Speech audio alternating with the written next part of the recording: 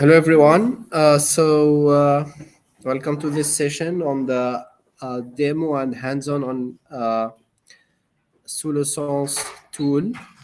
SousLeSens is part of OntoCommons ecosystem. So, I would like to share with you the different features of the tool and um, let's say to show you the different features, how to manipulate, how to use ontologies, how to link them, and also the different services, lineage and KG Creator that Claude will show. So this is a joint effort started by Total Energy and in collaboration with an OntoCommons. So we are working together to put more available services to deploy online. So there is an instance deployed through industry portal, so you can have access. And I will give the floor to Claude to present the tool in general and then go through the demo. Okay.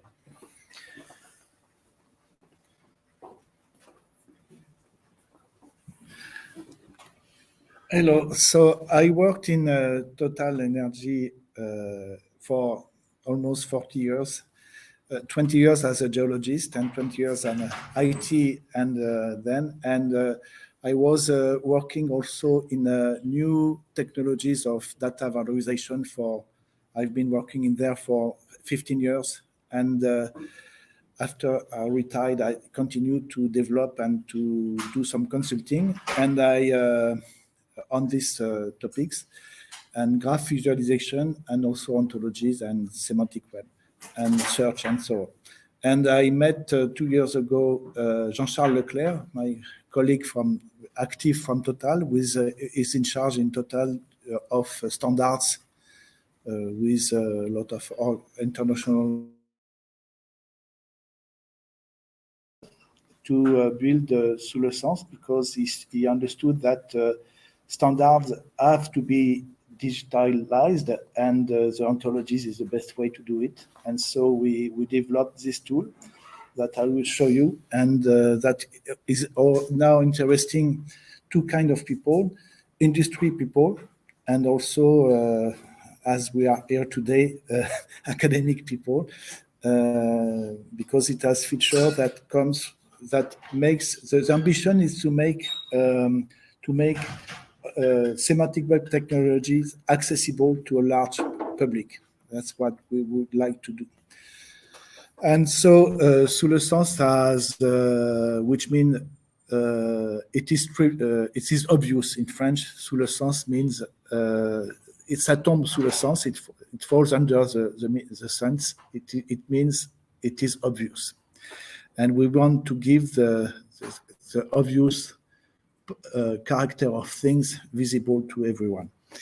So I will show you this tool that is based on visualization of ontologies and also using a lot of SparkQL queries, where which is a way we query the graphs to do what we have to do with them. So I will connect to this. We have several tools, but I will show you that is called Lineage. So what you have to know is that SousLeSens is still developing. We have a small community now with people from OntoCommons, students from OntoCommons that are in the back in the room here, and that are helping us to develop SousLeSens, some feature. And we have also in Total Energy people working, and also a professional company in open source and in ontologies, which is Logilab, that is helping us to develop SousLeSens. And we hope to be able to continue to do it, but I will speak about it later. So I will take an ontology that we have many ontologies that are classified in what we in groups into our application, and I will take IOF, for instance. And I have IOF core and IOF maintenance, and I will show you how the basics of SousLeSens. Like in IOF core, you have many classes that you can see here. And these classes, they are represented by points. Each point has all the information that is contained in it. This is imported from the RDF file of IOF core, and you have the info of each node. Okay, each node is connected. They are connected together by many links. But the first links we might see are the subclass, or it depends on what the kind of ontology. But we try to have taxonomies, in fact, to go from the top, to define taxonomies into the graphs, which is not always possible. But if we make for each ontology a query that is able to represent the top of the ontology. And if I do this, I could draw the links between the nodes depending on the subclasses, the subclass predicate. Okay, so in this ontology, it appears as it. The colors, they correspond to the. In SousLeSens, we always link. We are not obliged, but the principle is to link an ontology to an upper ontology, which is consistent with what OntoCommons recommend. We don't want to do ontologies from scratch, because you have to link the ontologies to an upper ontology. This upper ontology can be as constraints. That can be axioms, but that also can formal logic axioms, but that can be also ranges and domains on the object properties that define the links between the classes in the upper ontology. So we have this organization, and you can begin to see this ontology here. I want to show you maybe first BFO. After this, I will change. Here I have IOF core, but IOF core imports BFO. So we can have both here. This is in the central part. You have something that we call the whiteboard. It's not. It's something where you put nodes and you manipulate nodes. It's like a whiteboard where you do things. Can you share the screen for the people on the line? You have not sharing for people outside. How do I? Yes.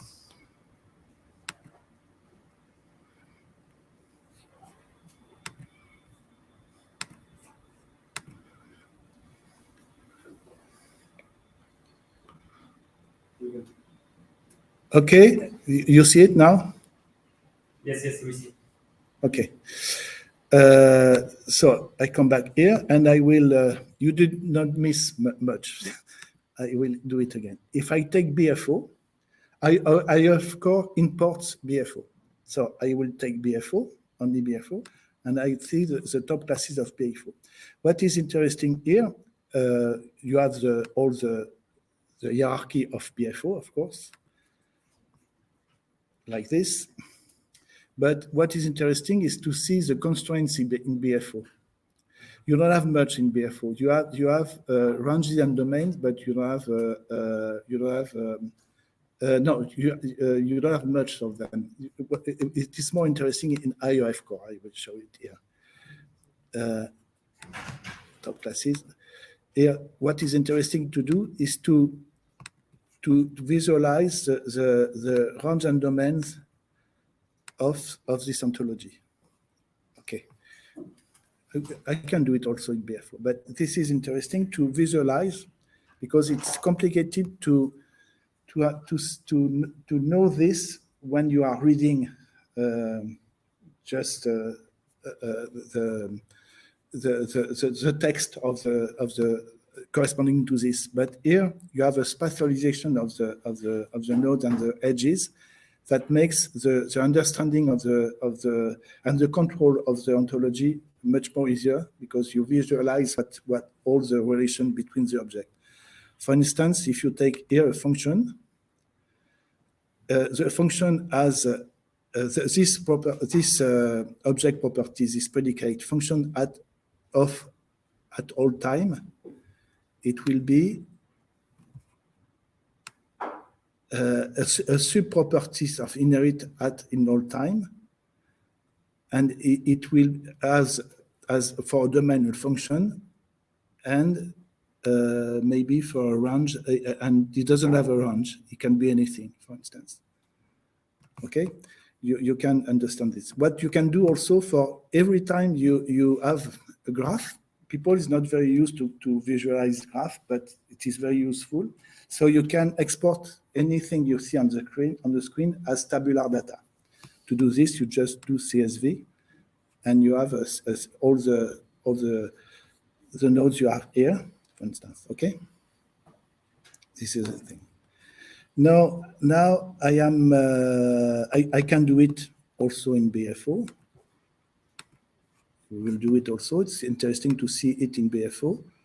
I will take all the properties. Here you have all the properties where you can query separately, for instance. If I take this one, you can visualize, you can have the description of each object, which is class properties or anything. You have all the logic. And if I come back to, if I want to visualize, sorry, this tool is not very mature yet, and we have, it's not responsive design completely, because it is difficult to do it when you have the graph visualization to have it responsive. And if I do this range and domain here, for instance, in BFO, you have them like this. And I think this is an interesting view to have. Okay. For instance. Okay. After that. What's the definition of the entity? Yes.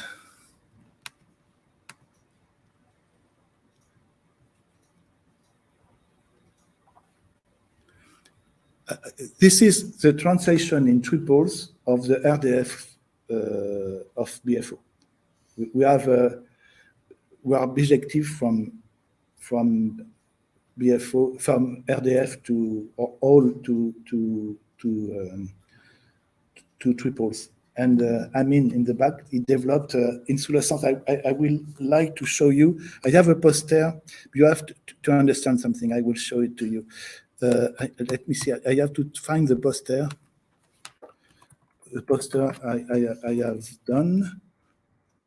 Yes, the last version.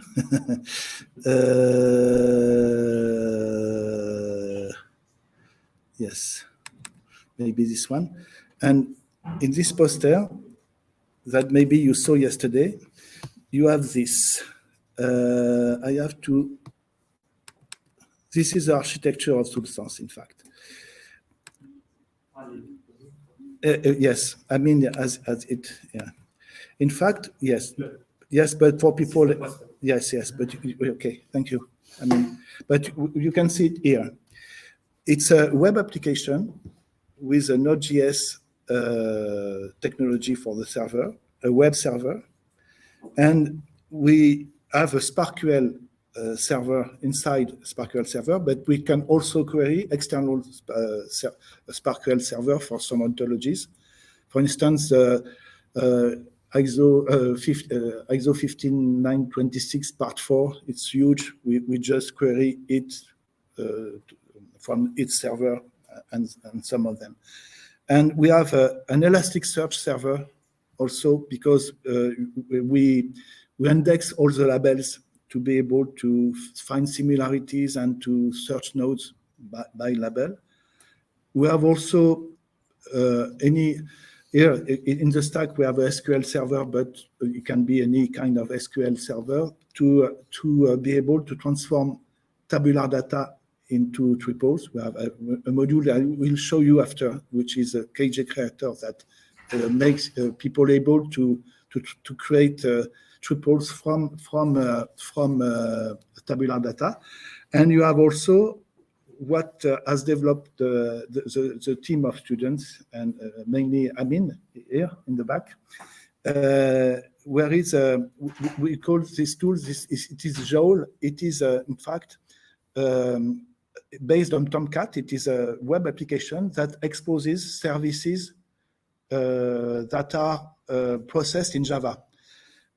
Because there are some features like reasoning, like translating RDF to triples and so on. We prefer to do them in with Java libraries, which is another technology than the Node.js technology. So we developed this tool that, as you can see, I can put it bigger. Maybe this one here, where we have several APIs that are able to expose capabilities for reasoning, for rules. We are working on rules now. SWRL, which are very interesting, which is very promising. We also have APIs to generate the triples also, and we are introducing also RML.io, which is a tool that Emna in the back is working on to be able to manage RML format for the transformation of triples of tabular data to triples. And also we will work with Haroldo, which is in Brazil, and working with Mara, a tool to where I began to work on this, but he will do it with OnTop, a tool that is able to do link data, I would say, between SQL databases and SparkQL queries. So we intend to be able, the goal is to be able to queries several databases from one model ontology. So we are working on this, and I think it would have a very important, it is important for industry to be able to do that, because it will be a very good solution to get rid of the spaghetti place between all the databases and all the ETL links that we have to do to have interoperability between different systems. Okay, so this is the architecture of SousLeSens. If I come back to the demo, I show you this basic feature here. What is interesting also to do is to be able to query the graph, this graph in every dimension. And so I will clear the graph, like in a magic board like this. I will clear all this. And I will maybe take IOF core again, all the classes here. And I will query this graph. So I can query it. For instance, I can see all the restrictions that are in the graph, for instance. So it will do it. It can take some time because sometimes there are many restrictions. And it will show this. Okay. For instance, here you know that the structure of the graph is like this, but I can do it more precisely, and I can take any object property I want in many ontologies.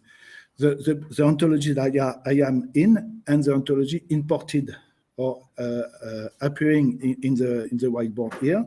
But also I have all the predicates that are in all the basic ontologies. For instance, if I want to query the range and domain, or let's say, yes, I know what I will do. I will take all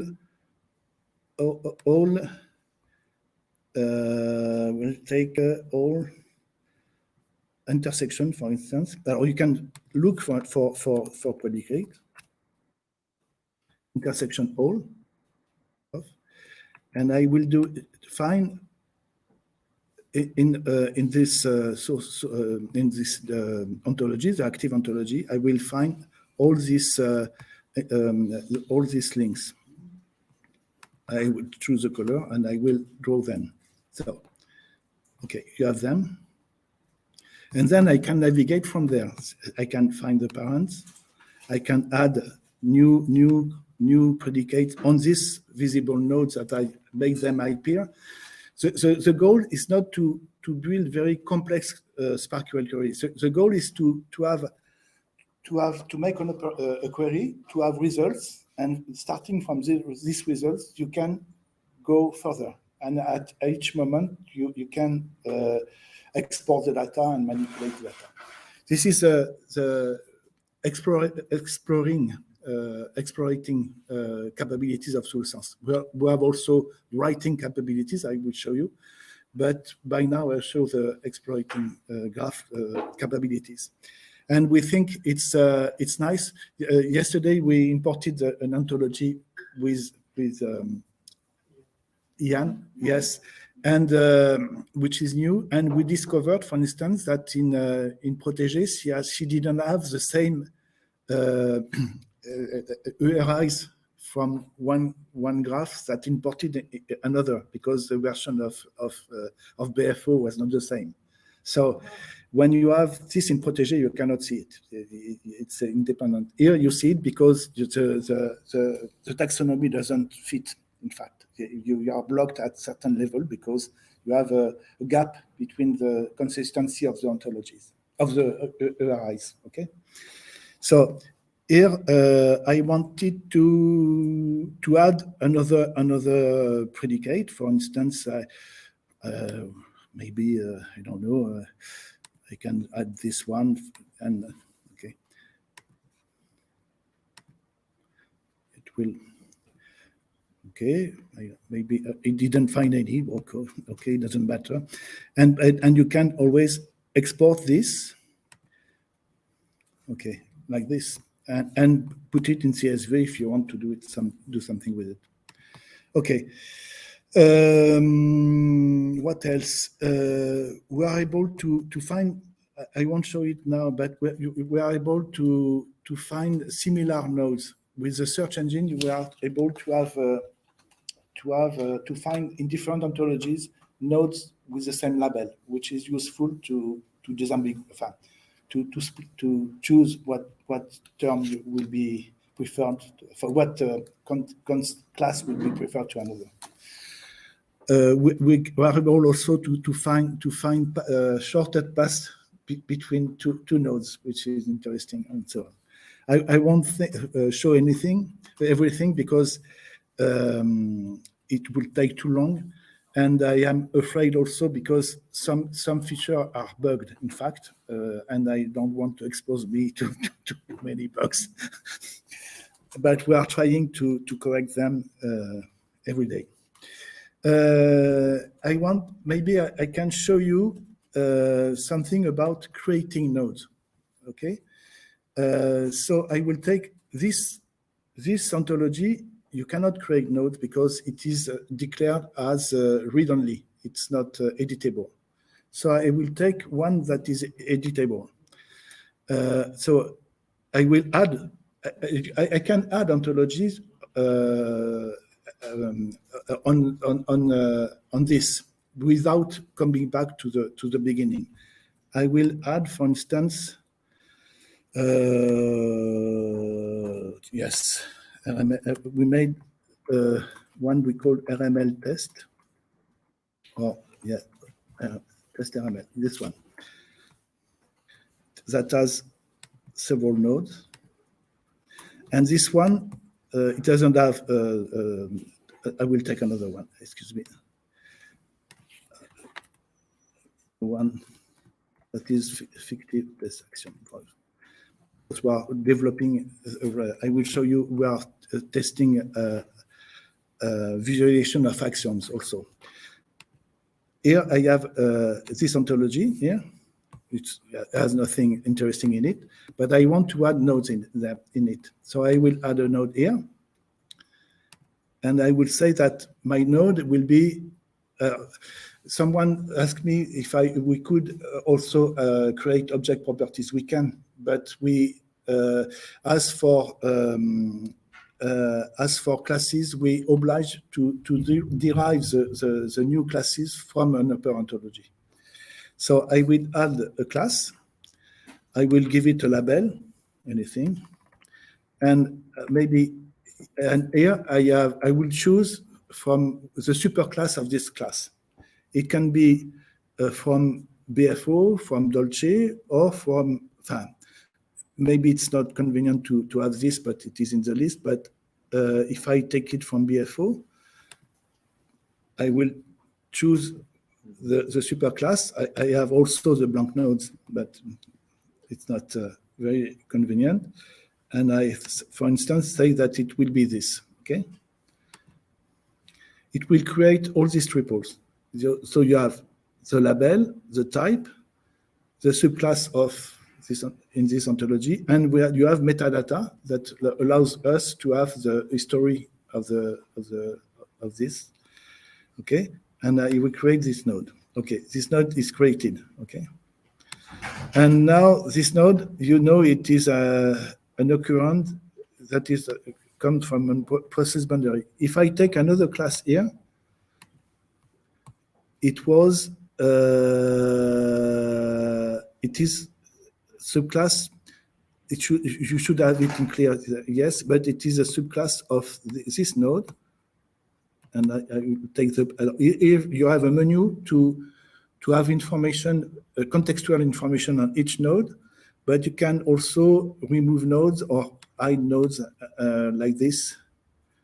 I will remove this node. It's not deleted, it's just disappear. And if I take this node, for instance, I will take its parents individually. It is an history, and I will take its parents, a process, and so on, okay? And so I will try to link these two nodes together.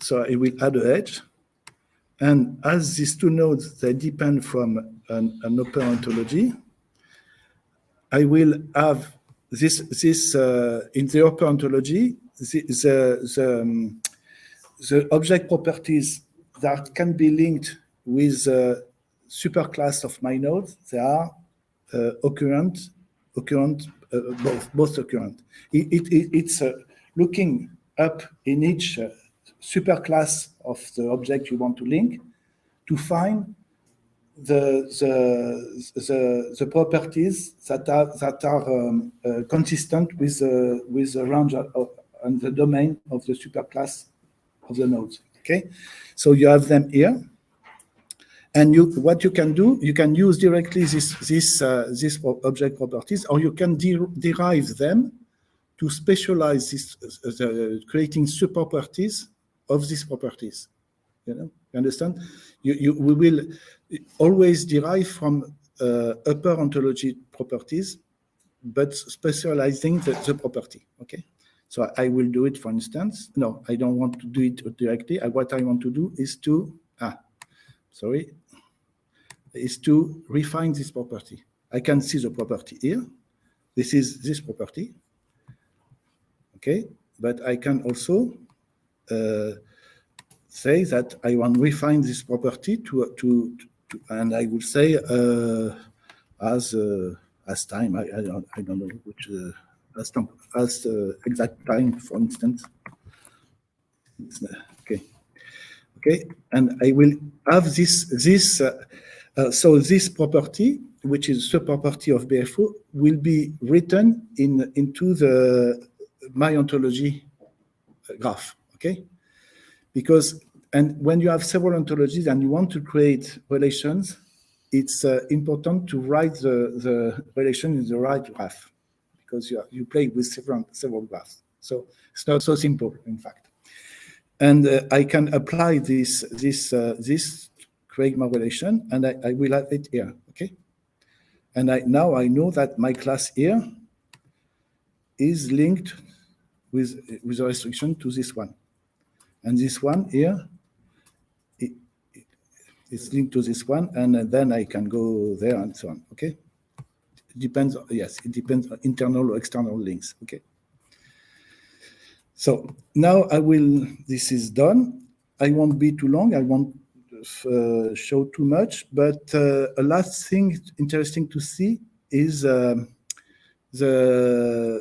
axioms.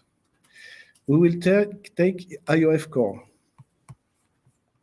here, and I will search with a search engine. I will search into IOF core, and I will search for all terms that begin. No, this is properties. I don't. It works, but it is not what I want. I have to go in the classes, and I will take for business something. I have here in this tree. It classifies in the search engine. We index the labels, different labels, mainly RDFS labels, but also SCORS labels, and we also index all the hierarchy of the node. So because for it, we know this hierarchy is in the index. In fact, for each node you have a field where you have all the hierarchy of the nodes, all the superclasses of the node.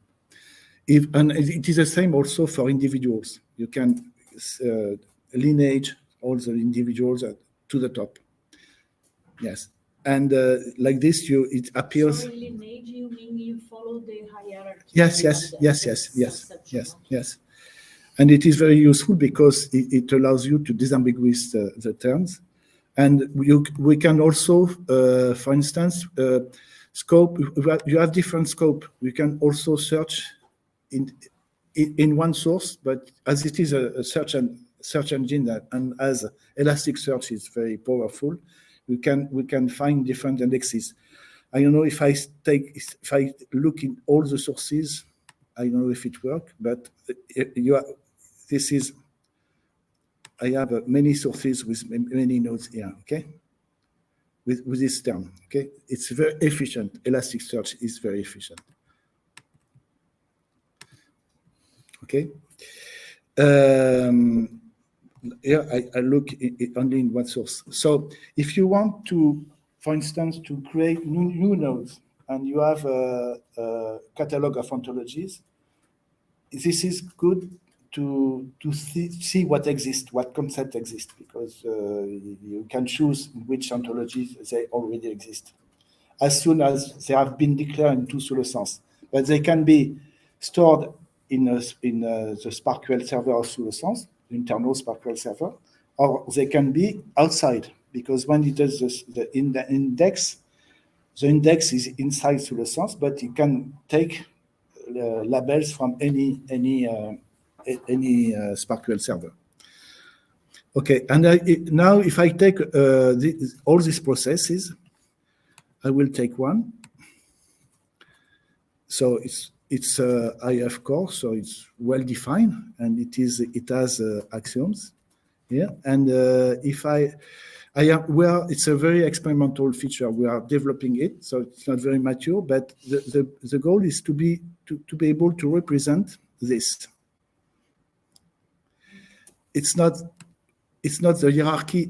It's all the relations, interesting relations that the node has at several levels.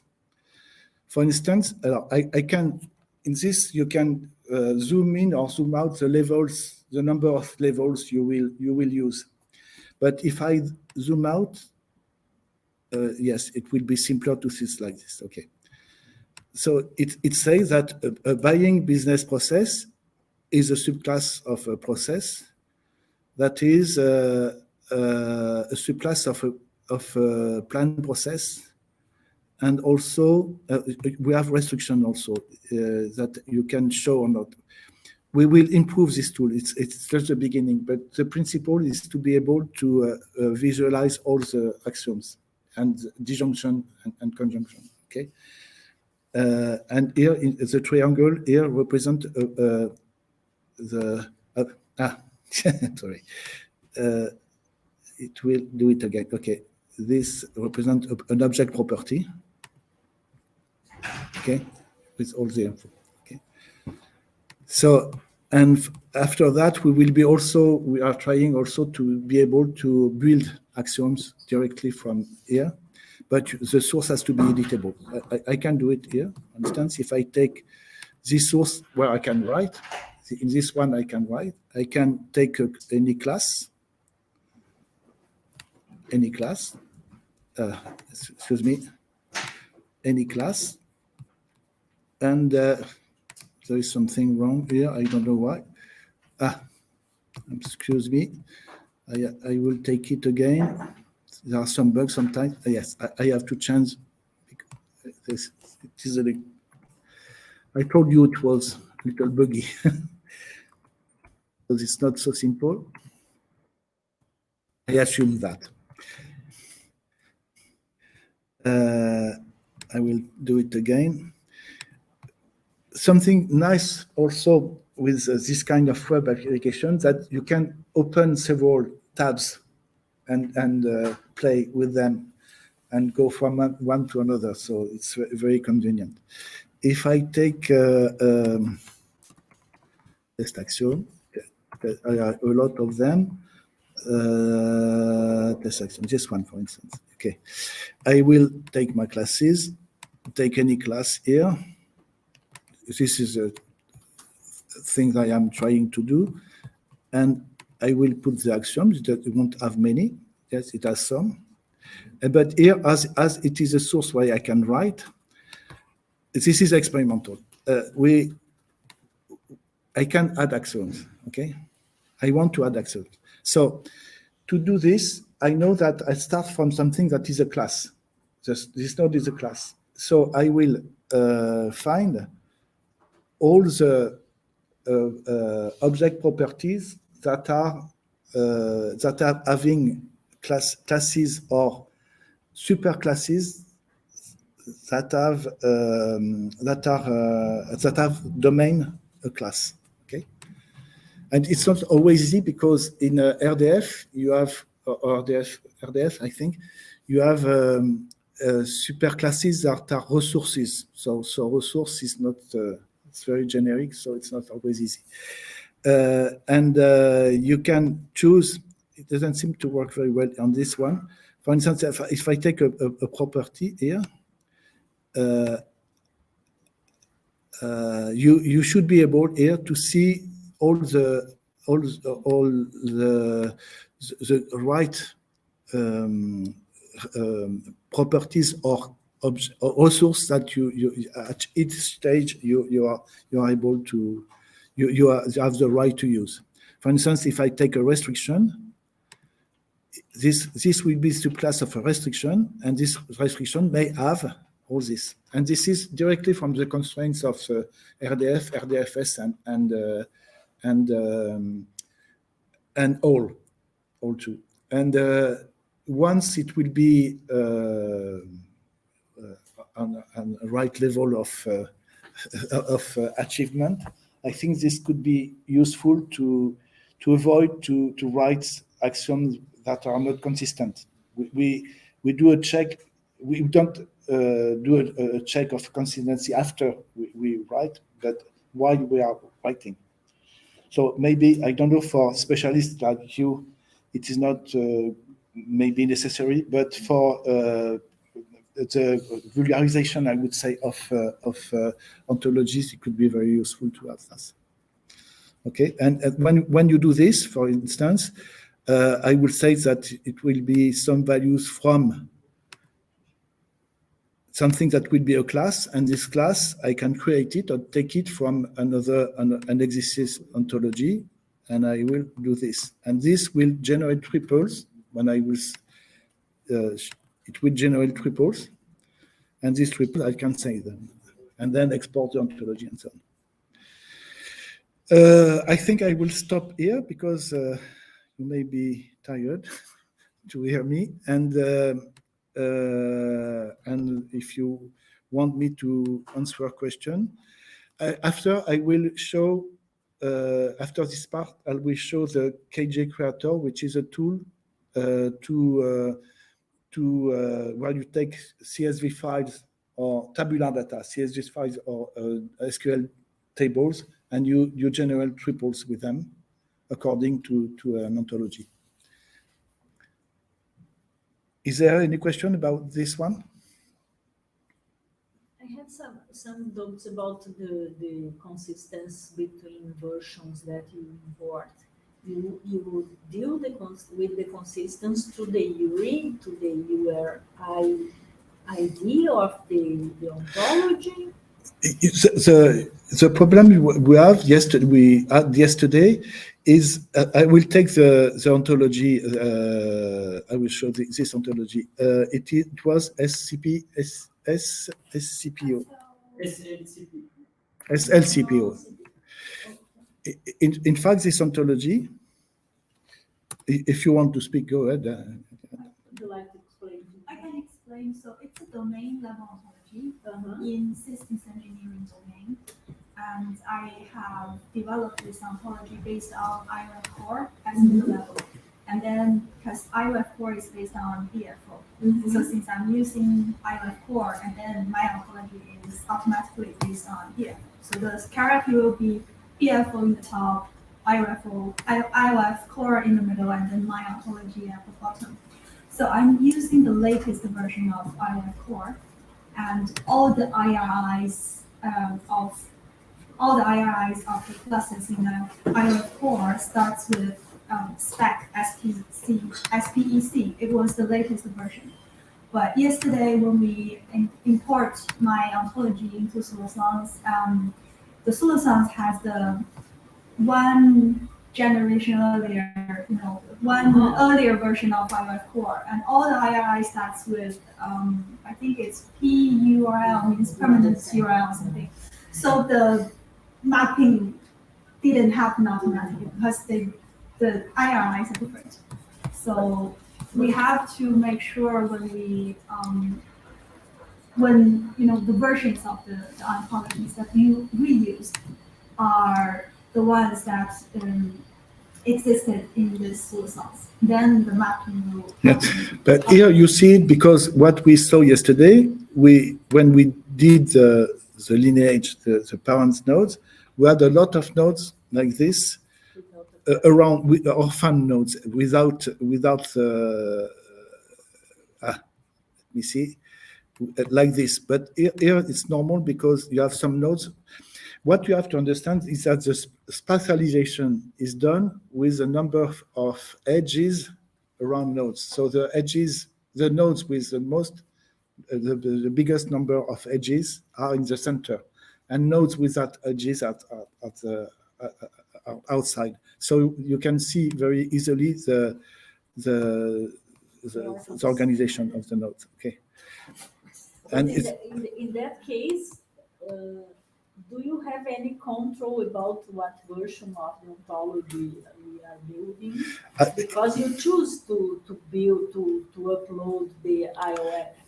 Yes, I choose to upload it from OntoCommons District Portal. From the But and yes, and Arco and Eddie knows that. I don't know why, and I don't want to go into it, but all the ontologies are not up to date and you have to be careful with the BFO version of OntoCommons because it's not BFO.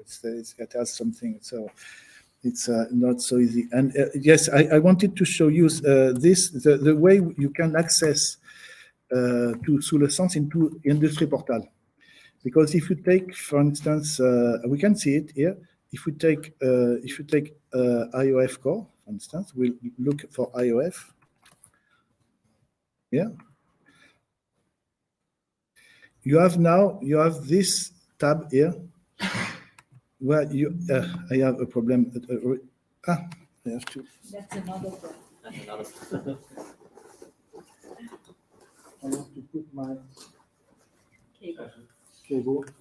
The old thing, very fast. Electricity is still needed.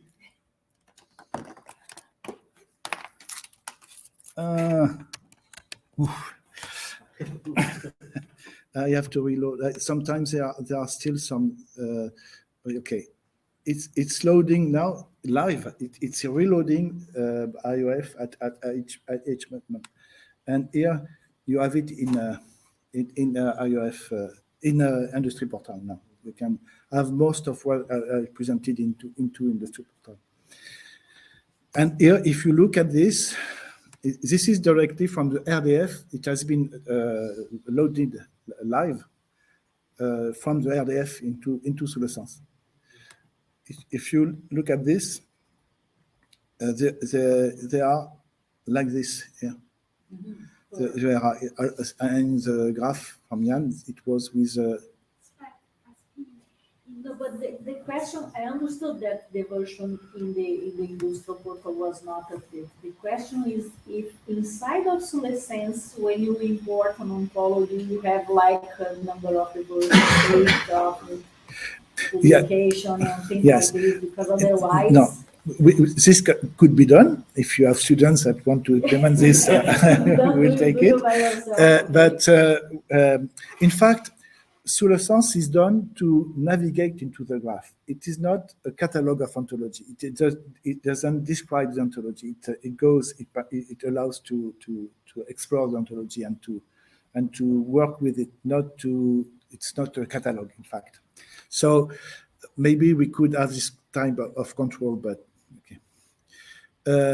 Okay, no question for this? So I will go to the second part, which about the importing tabular data into SousLeSens. So I can do it here. I have to change the tab here. Sometimes I have problems here with the browser. I don't know why. Okay.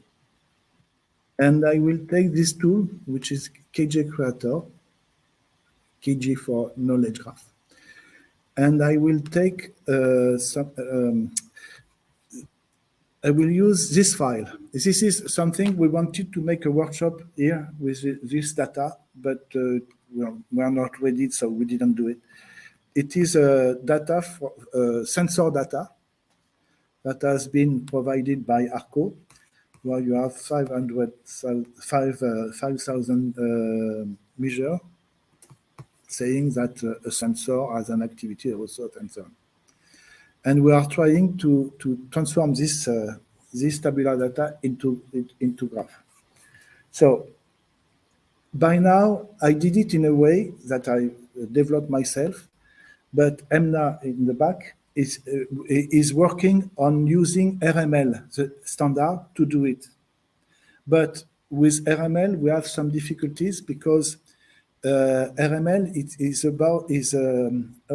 is able to do the transformation of the mappings, but it has to use the existing columns of the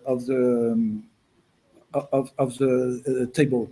If it has some problems with some kind of blank notes, some row index, and so on. So we are having some difficulties to do everything in RML by now.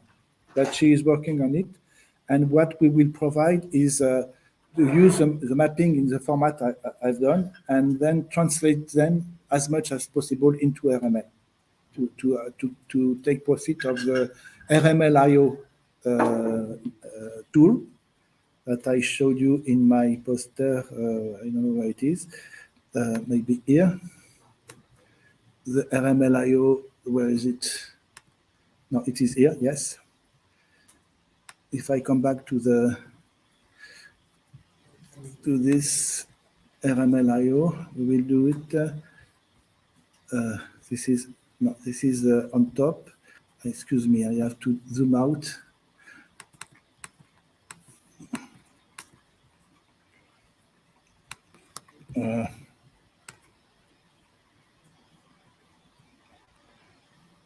RML.io, yes, it is RML.io. We will do it here in this tool, okay?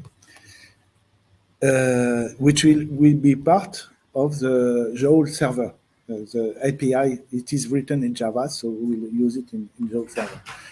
And for this one, the tool itself, we use it quite often with Total to transform tabular data. We go here. No, this tab, this one. I will take a source. Everything has to be declared as a source in SousLeSens, because a source defined which has a label, it defines the graph URI, and it defines some the server you are going to work with, a SPARQL server, and also some taxonomy predicates you want to use, and some other few information that you will use to visualize the graph, and you can customize. Okay, so depending on the structure of the ontology. If I take, I will take RML. I will say RML test. I have done two versions of it. It should load. It's coming. Okay, it's coming. And here I will open the files. It can be a database also, but I will take a file that you can upload a file to have it into the application, and I will select the same file can be used for several ontologies, and an ontology can use several files in different sources. So you have to manage this cardinality of between files and here this interface, it allows you to see all the column of any file. You can have many files, and I will remove this by now.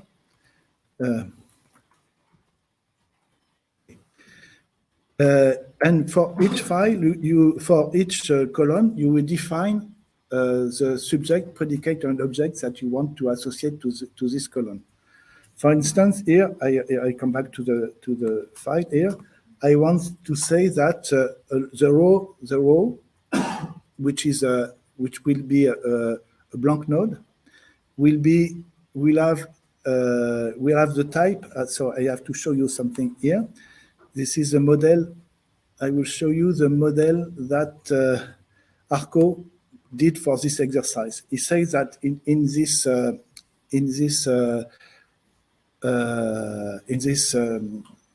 data, you have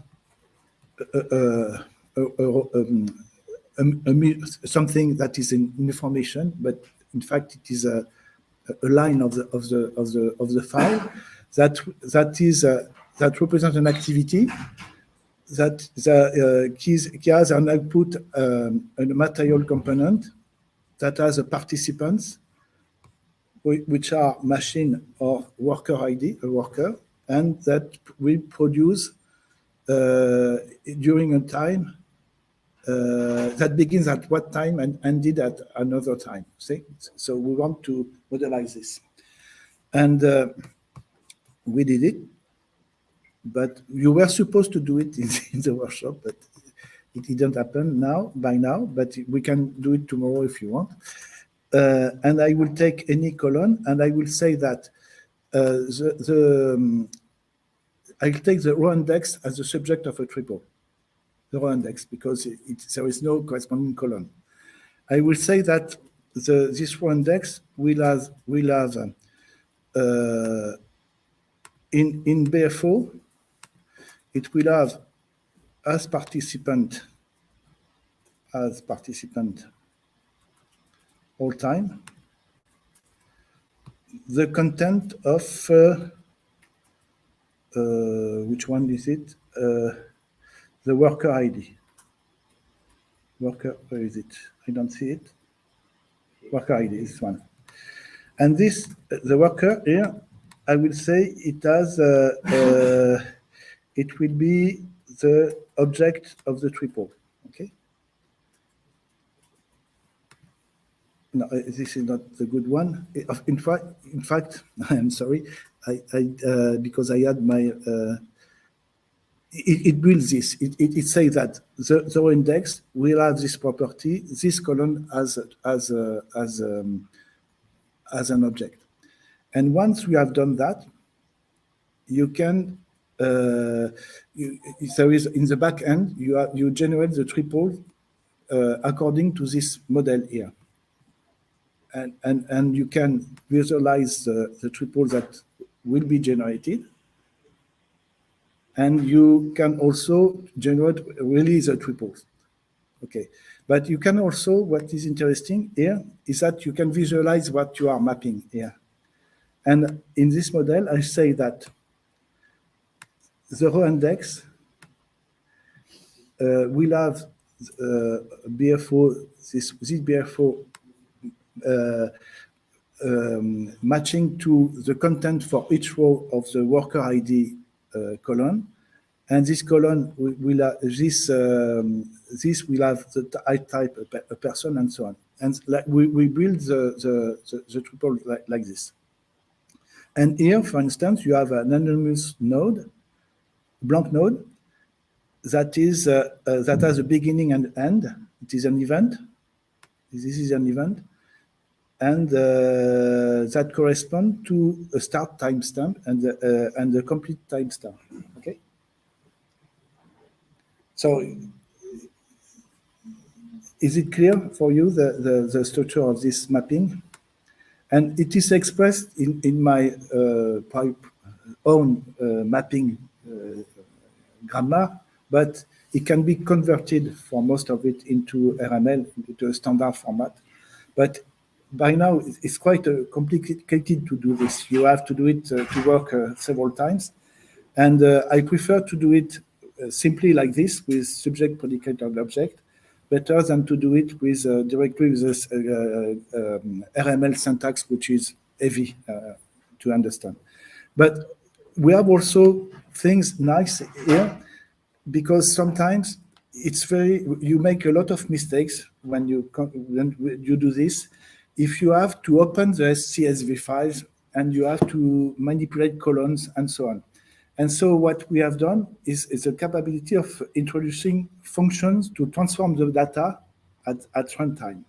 For instance, I can say that I will keep the CSV file as it is, but I will put functions, transformation function, at runtime to transform the data when it will be generated as triple. And to do this, I would say, for instance, this is not a good example, but I want to break. If I can add a function, for instance, if I add a function to a column, I don't know, I would take the complete timestamp. I would say this will be, I will create a function on this. And the function, it will take the data from the row, and in the output, I can transform the data with anything I want. I can do also lookups into other tables, into other files, and like this, you don't have to touch the structure of the data. And it is very useful also when you have to read data from a database where you don't manage the model, in fact, and you cannot transform the. And we imported with Total Energy, we are using this a lot to import quite large amount of data with millions of tuples and so on. Okay, so the result of this, I will show you. The result of this, and then it will be over. If I take this graph now, you see the kind of triple we generate. It is like this. So this is a sample. You can verify that it will have the good type and so on. And then when you want to use this graph, when it is imported, you can create it as triples. You can go come back here and do. If I take this graph into ML here.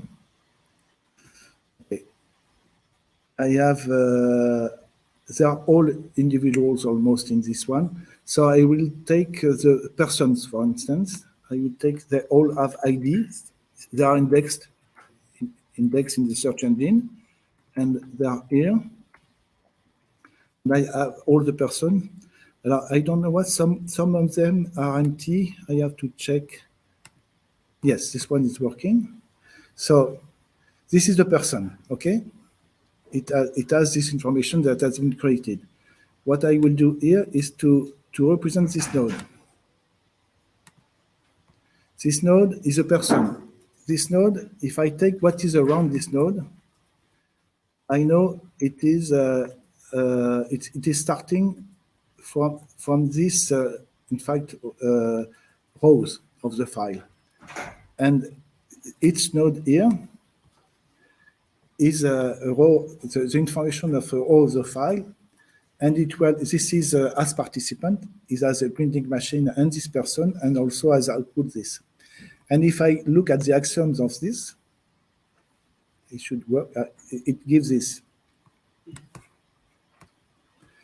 I still have some problems because it should be. There are some problems because one node can have several types. It will be at the same time a named individual and also a type of its class. So it's not easy to represent all this. So we are working on it. And here you have, I think, a nice representation of this table. In fact, you can do it in Excel, but if we want to use this as triple, it is useful to show it this way. Okay.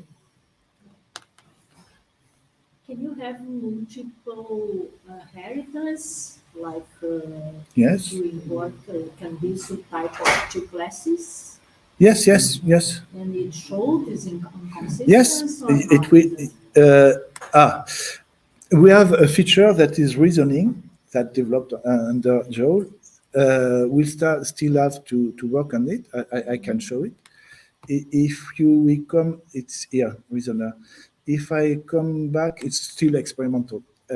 If I come back to IOF, for instance, I have IOF here. And if I try to show the reasoner here, I can check the consistency of the ontology with, say, it is based on the reasoner. It is based on all API and pellet. Okay, pellet reasoner. And I mean, worked a lot to implement several inference axioms. And here you have all the axioms that we can check. And if you look so at... you can check one by one, or you select the one that you want to check. Yes, yes. Because if you do all the operations, it takes a lot of time because it has a lot of processing. So we did it. If I do these two, it can take time to process. Yes, but this is nice. But I think what is more nice than this is my feeling. It is the rules, and because he will show it on Friday morning. The SWRL rules where you can say that if this class, if this individual is of this type of class and this, so I will say that you can make how do you call it? Yeah. If for example, let's say if a student is if equal a student, then we can say is equal. You can, yes, and you can also do it, and he has done a very nice work. You can do it with with properties also. If a node has this type of properties and this type of property, then I will premise and conclusion. You can, and if you draw some cycles, for example, this entity is son of this entity, which is son of this entity, which is son of this entity. It is detected. At which does it bug or does it detect it? What is the question? The question is if I have a kind of circle, which yes, is impossible yes, to yes. have in ontology. Yes. But when I am building, I can define. I will put a new class, which is son of child of this class, yes. And then this is child of another. Then you can have like a rounding. Yes.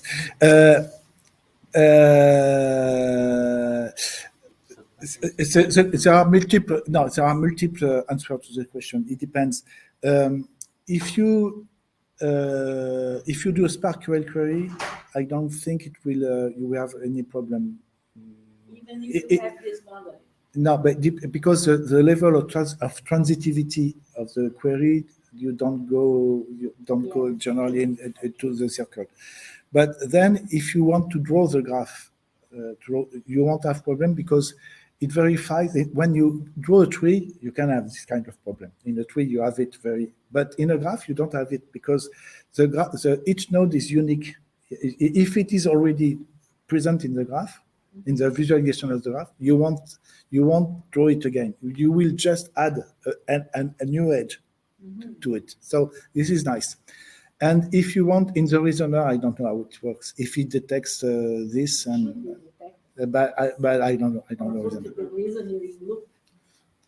And another question is a very ontological question. If you have a way to differentiate what is a relation that's a real subsumption from one that's a subclass. Yes. Yes, it's supposed to be done here, but it's not very mature yet. But I did it because, for instance, if I can try. If I do it again with a subclass of, I will show the asserted subclasses and the inferred subclasses. We will try to do it. I don't guarantee it will work. I will take this ontology. Don't worry if you tell me. No, but we will try if you want.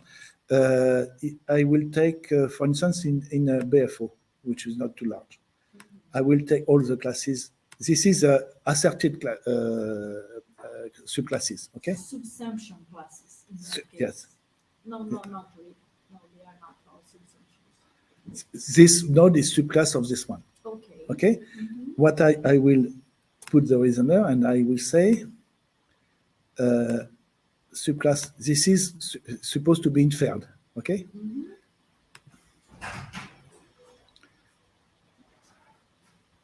And I will display it if I can. And it didn't display any, in fact. No, I didn't select them. Okay, display. Yes. So here, there are the red ones, the ones that inferred. But you see, and this is something I don't understand. The inferred ones, most of them, they already exist as asserted. So you have both, okay? Not all of them. This one, for instance, but it is thing, so it's not very interesting. So explain again, what is the colorful relation and what is the gray relation? The gray one is this node is subclass of the general subclass. Okay. All subclass. All subclass. It is all subclass. Okay. That's asserted subclass. Asserted. Asserted. Yeah. Yes. The red one is inferred. And the red one is inferred. Okay. Why is it in opposite direction? But I don't know. We have to work on this. It is very preliminary. Well, I believe that you didn't answer my question, because my question, if you can differentiate real subclass from subsumption, because I can say that my pet is an animal. That's not a real subsumption. That's a subclass, because pet is a role. Okay. So you can have plenty of subclasses, because in that case, if you have plenty of subclasses that are not subsumption, you can have multiple inheritance, but you cannot have multiple inheritance if you model subsumption. Yes, but I don't know enough. I'm not. This is interesting, but I don't know. I don't know the maturity of the reasoners. It doesn't. It is an API by now. The implementation, you have three. I mean, you can come Palette is outdated now. It hasn't been updated for a long time. Palette? Yeah. Yes, so I don't think it's very. It doesn't seem to be very mature. In fact. It's not mature. Yeah, it's broken. Yes, but yes. And in the same, there is also the same question about Sharker. Charcoal, yes. Chaco is using Yes. it's not using it. Chaco is a Yes. constraint. Yes, I know it is not the same thing, but it is not very, for us, it doesn't appear to be very, we began to look at it, but it doesn't appear to be very easy to use and very convenient, in fact, to work. But we think that rules are promising, yes. We do the job. But for your question, I don't know the answer.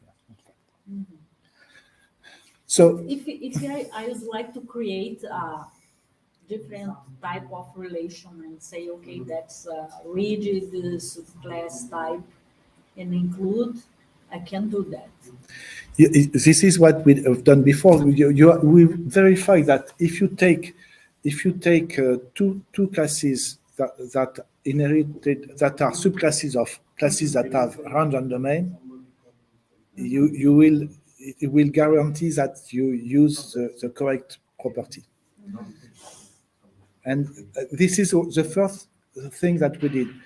And at the beginning of SousLeSens, we just worked with random domains as constraints. Now working with these people in town, with Arco, and they are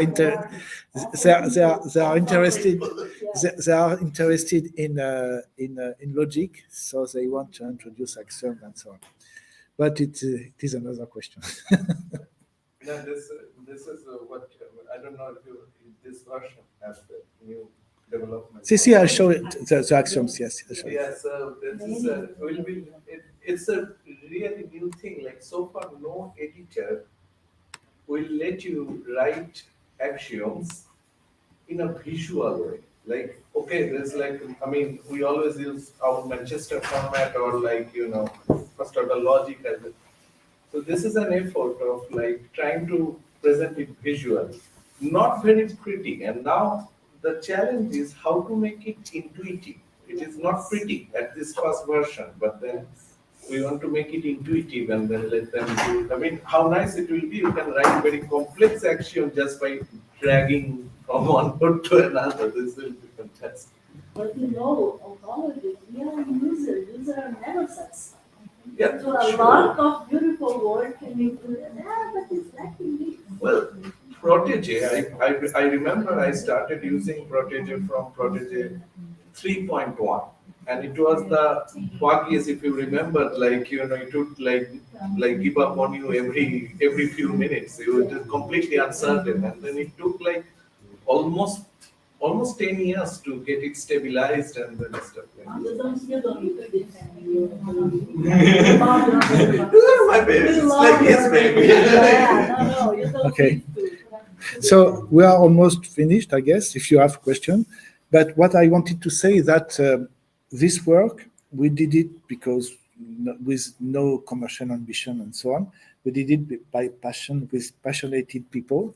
And it had some success, at least in its concept. The implementation has to be finalized, and it is a lot of work.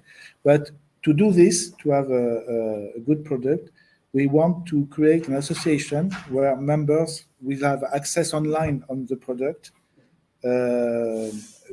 paying a little membership, a little, depending on the size of the organization. To have access to public ontologies and also to some private ontology where they will be able to build them into the tools online. So, but the tool is open source. It is an MIT license. It is documented, so you can install it for free if you want. But we will provide very soon an online version. But we have already one instance is in OntoCommons in Tarbes. Yeah, but we have link to the industry portal. Yes, but this version in industry portal is not very easy to maintain. Yes. So I have to stop you here. So I want to say that we can reconvene after 15 minutes. I think you do not want to miss the coffee and some. Yes. So anyway, I just got the message. So it is also for you guys. to the entire room. They are asking all of you to come down and then come back after 15 minutes. Okay. So, So- you're coming back here in 15 minutes? For me, if we, So we can it's continue if you want, done. but for me, it's, I have finished to present what I wanted to present. So you have